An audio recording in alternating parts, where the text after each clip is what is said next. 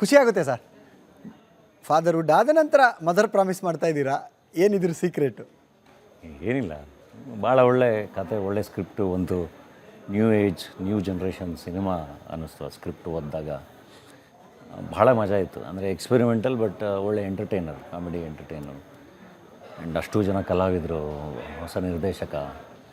So ಒಂದು ಒಳ್ಳೆ attempt ಮಾಡೋಣ ಅಂತ ಅನಿಸಿ ಮದರ್ ಪ್ರಾಮಿಸ್ನ ಶುರು ಮಾಡಿದ್ದು. Mother promise, father of all promises ಅಂತ. ಅಂದರೆ ಯೂಶ್ವಲಿ ಈಗ ನನ್ನ ಸಿನಿಮಾಗಳು ನಾನು ಮಾಡ್ತಾನೆ ಇರ್ತೀನಿ. ಅಣ್ಣ ಫ್ರಮ್ ಮೆಕ್ಸಿಕೋ ಬರ್ತಿದೆ, 666 ಆಪ್ರೇಷನ್ ಥಿಯೇಟ್ರ್ ಬರ್ತಿದೆ. ಇದ್ರ ಮಧ್ಯ ಈ ಸಿನಿಮಾಗೆ ಅಷ್ಟು ಜನ ಕಲಾವಿದ್ರ ಮಧ್ಯೆ ನಾನೂ ಒಬ್ಬ ಆಗಿ, ಅಂದರೆ ಕೇಳಿದ್ರು ನೀವು ಮಾಡಿದ್ರೆ ಚೆನ್ನಾಗಿರುತ್ತೆ. ಓಕೆ, ನಾನು ಒಬ್ಬ ಆಗಿ ಒಂದು ಪಾತ್ರ ಆಗಿ ಕಾಣಿಸ್ಕೊಂಡಿರೋದು, ಅದು ಒಂದು ಭಾಳ ಒಳ್ಳೆ, ನನಗೊಂದು ಒಳ್ಳೆ ಫ್ರೆಶ್ನೆಸ್ಸು ಆ್ಯಂಡ್ ಒಳ್ಳೆ ಎಕ್ಸ್ಪೀರಿಯನ್ಸು. ಆ್ಯಂಡ್ ಭಾಳ ಚೆನ್ನಾಗಿ ಥಿಯೇಟ್ರಲ್ಲಿ ಅದನ್ನು ಆಡಿಯನ್ಸ್ ಎಂಜಾಯ್ ಮಾಡ್ತಿರೋದು ಇನ್ನೂ ಭಾಳ ಖುಷಿ. ನಾನು ಏನು ಹೇಳಿದೆ, ಒಂದು ಕಡೆ ಮದರ್ ಪ್ರಾಮಿಸ್ ಸಕ್ಸಸ್ನ ಎಂಜಾಯ್ ಮಾಡ್ತಿದ್ದೀರಾ, ಮತ್ತೊಂದು ಕಡೆ ಫಾದರ್ಹುಡ್ನ ಎಂಜಾಯ್ ಮಾಡ್ತಿದ್ದೀರಾ.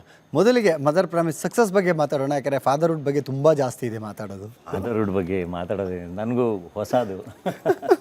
ಅಂದರೆ ಚೆನ್ನಾಗಿರುತ್ತೆ, ಒಂದು ಮಗುವಿನ ಸ್ಪರ್ಶ, ಅದರದ್ದು ಎಕ್ಸ್ಪ್ರೆಷನ್ಗಳು, ಆ್ಯಂಡ್ ಮಗು ಜೊತೆ ಕಳೆಯೋ ಟೈಮು. ಆ್ಯಕ್ಚುಲಿ ನಾನು ಕೆಲಸದಲ್ಲಿ ಮಾಡ್ತಾನೇ ಇರ್ತೀನಿ, ಅದ್ರ ಮಧ್ಯ ನನ್ನ ಕೈಯಲ್ಲಿ ಭಾಳ ಕಮ್ಮಿ ಟೈಮ್ ನನಗೆ, ಇನ್ನೂ ಜಾಸ್ತಿ ಟೈಮ್ ಸ್ಪೆಂಡ್ ಮಾಡಬೇಕು ನಾನು.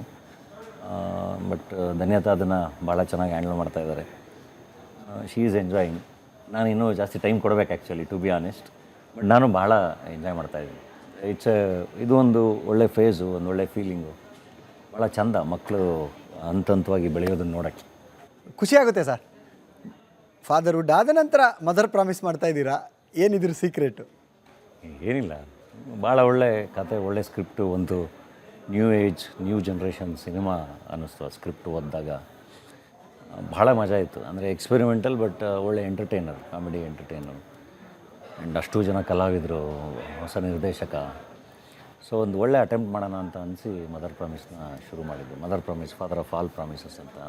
ಅಂದರೆ ಯೂಶ್ವಲಿ ಈಗ ನನ್ನ ಸಿನಿಮಾಗಳು ನಾನು ಮಾಡ್ತಾನೆ ಇರ್ತೀನಿ.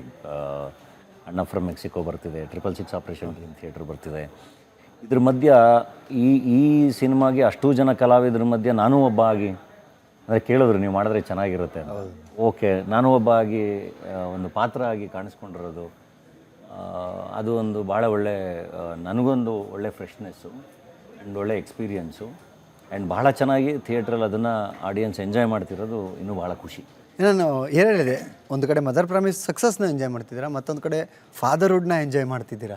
ಮೊದಲಿಗೆ ಮದರ್ ಪ್ರಾಮಿಸ್ ಸಕ್ಸಸ್ ಬಗ್ಗೆ ಮಾತಾಡೋಣ, ಯಾಕಂದರೆ ಫಾದರ್ಹುಡ್ ಬಗ್ಗೆ ತುಂಬ ಜಾಸ್ತಿ ಇದೆ ಮಾತಾಡೋದು. ಫಾದರ್ಹುಡ್ ಬಗ್ಗೆ ಮಾತಾಡೋದು ನನಗೂ ಹೊಸದು.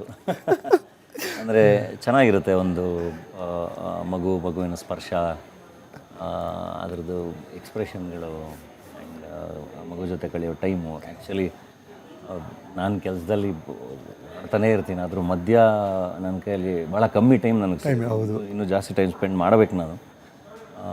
ಬಟ್ ಧನ್ಯತಾ ಅದನ್ನು ಭಾಳ ಚೆನ್ನಾಗಿ ಹ್ಯಾಂಡಲ್ ಮಾಡ್ತಾಯಿದ್ದಾರೆ. She is enjoying. ನಾನು ಇನ್ನೂ ಜಾಸ್ತಿ ಟೈಮ್ ಕೊಡಬೇಕು actually, to be honest. But ನಾನು ಭಾಳ ಎಂಜಾಯ್ ಮಾಡ್ತಾಯಿದ್ದೀನಿ. ಇದು ಒಂದು ಒಳ್ಳೆ ಫೇಸು, ಒಂದು ಒಳ್ಳೆ ಫೀಲಿಂಗು. ಭಾಳ ಚೆಂದ ಮಕ್ಕಳು ಹಂತವಾಗಿ ಬೆಳೆಯೋದನ್ನು ನೋಡೋಕ್ಕೆ.